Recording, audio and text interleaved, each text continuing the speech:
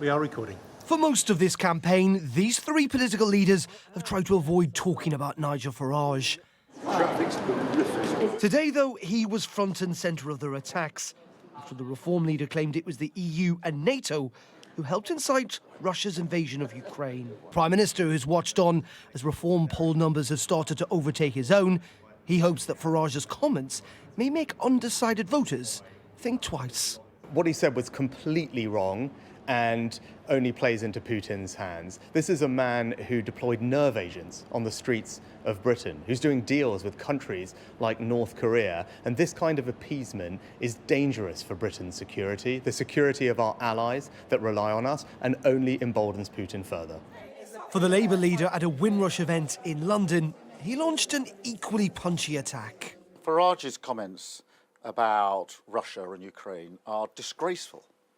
I've always been clear that Putin bears responsibility, sole responsibility, for the Russian aggression in Ukraine.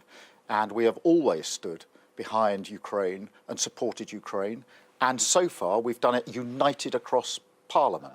The Lib Dem leader didn't exactly walk on eggshells in his comments either. I don't share any values with Nigel Farage. This is another example, but my message is the British people. We need to support the Ukrainian people. This is a time of deep insecurity in our world. Nigel Farage's comments are not new. They're part of a political calculation in the midst of a general election campaign. Some will agree with them. Many might feel uncomfortable, but for a politician who likes to rail against consensus, this is a row he won't mind having.